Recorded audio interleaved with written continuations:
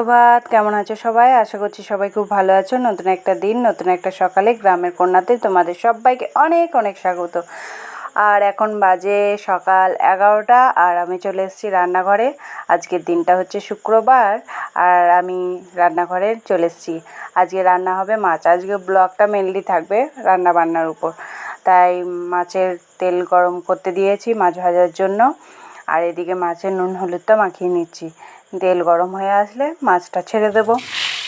এই তো তেল হয়ে গেছে, এবার মাছটাকে ছেড়ে দিই। তারপরে আস্তে আস্তে মাছটা এদিকে হতে থাক আর এদিকে কিছু টুকিটাকি কাজ করে নেবো, কেননা মাছের পেছনে বসে থাকলে হবে না। অনেক কাজ জমে আছে, করে নেবো। আর সারাদিনে সকাল সকাল যা কাজ ছিল মোটামুটি করা হয়ে গেছে। আর এখানে বাসনগুলো যেগুলো জমছিল সেগুলো মুড়ি খাওয়ার বাসন, জলখাবারের, সে বাসনগুলো একটুখানি মেজে নিচ্ছি। আজকে খুব সকাল সকালই উঠেছি, উঠে সমস্ত ঘর ঝাঁট দিয়ে মোছা হয়ে গেছে। আর মুড়ি খাওয়ার তরকারি করে নিয়েছি, রান্নাঘর ঝাঁট দিয়ে মুছে নিয়েছি। সমস্ত কাজ সেরে রান্নাঘরে চলে গেছি মাছ ভাজতে। আর মাছের এক পিঠ হয়ে গেছে, এই পিঠটা উল্টে দিচ্ছি। আর আমি না খুন্তি করে ভালো করে উল্টাতে পারি না, ভেঙে টেঙে যায়। ওই জন্য একটা চিমটা কিনেছি।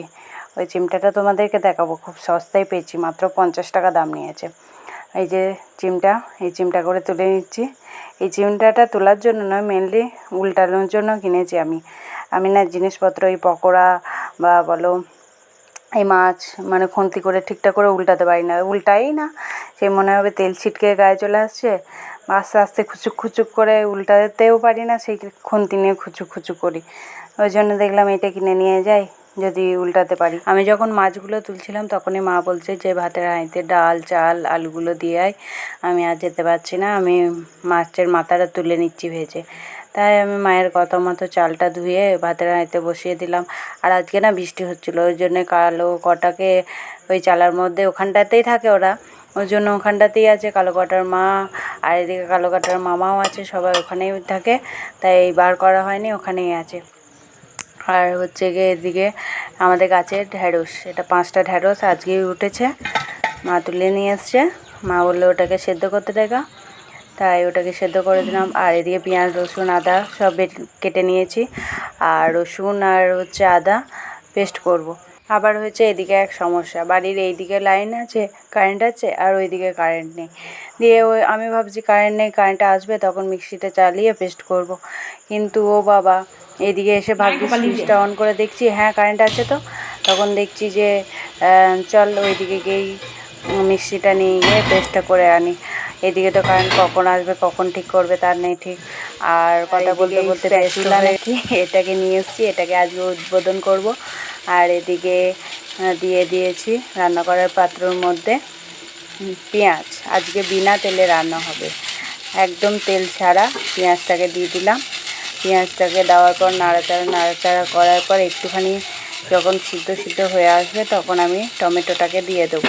টমেটো পেঁয়াজ দিয়ে ভালো করে একটুখানি সিদ্ধ হয়ে যাওয়ার মতন হবে, একটুখানি জল ছাড়বে, তখন বাকি আদা রসুনের পেস্টটাকে দিয়ে বাকি মশলা দিয়ে একটুখানি নাড়াচাড়া করে তারপর আরেকদিকে আলুটা তেলের মধ্যে কষিয়ে নিচ্ছি।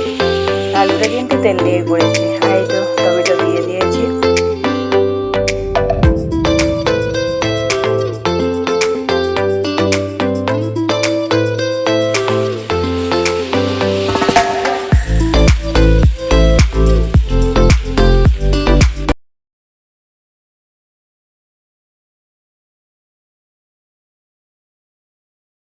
রসুনের পেস্টটা দিইনি, এখানে কিছুটা রয়ে গেছে, এতটা লাগবে না, বেশি বেশি বাটা হয়ে গেছে।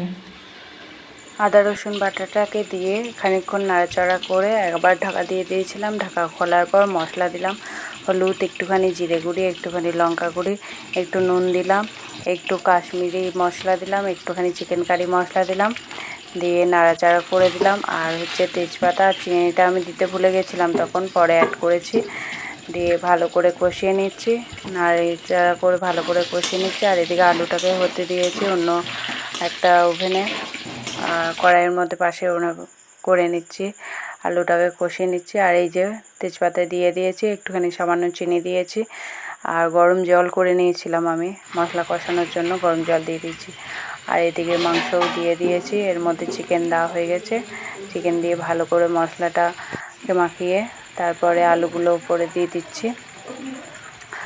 আলুগুলো উপরে সাজিয়ে সাজিয়ে দেওয়ার পর এটাকে ঢেকে দেবো, ঢেকে খানিকক্ষণের জন্য হতে দেবো।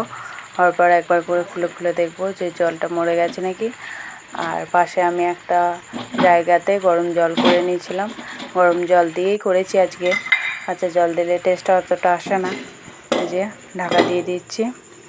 আর এই যে এটা যখন টাইট হয়ে থাকবে তখন খোলা যাবে না, এরকম ঘুরিয়ে ঘুরিয়ে খুলতে হয়। এই যে খুলে দেখে নিচ্ছি যে জল মরে গেছে নাকি। জল মরে গেলে তো তলায় লেগে যাবে না, দেখছি জলটা আছে, তাই একটুখানি নাড়াচাড়া করে দিচ্ছি। আর আজকে হবে বিনা তেলে রান্না, মানে একটুও তেল দেবো না, শুধু আলুটাকেই যা তেল দিয়ে কষিয়ে নিচ্ছি, তাছাড়া আর কোনো তেল আমি এর মধ্যে ব্যবহার করিনি। পুরোপুরি একদম বিনা তেলেই রান্না হয়েছে, শুধু আলুটুকু ছাড়া।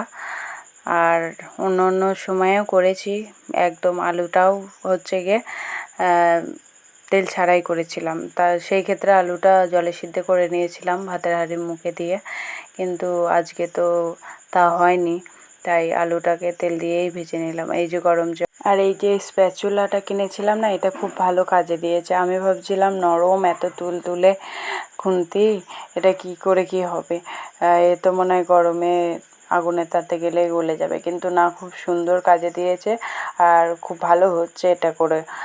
তোমার এই সব জিনিসে দাগও পড়ে যাবে না, খুন্তিতে যে ভয়টা থাকে যে দাগ পড়ে যাবে, এরকম কোনো দাগ টাগ পড়ে যাবে না। বেশ ভালো হচ্ছে, খুবই ভালো, মানে এতটা ভালো হবে আশা করিনি। আর এদিকে ননিবনির জন্য ঝাল ছাড়া তুলে রাখা হচ্ছে, তারপরে আমাদের জন্য ঝাল দিয়ে দেবে।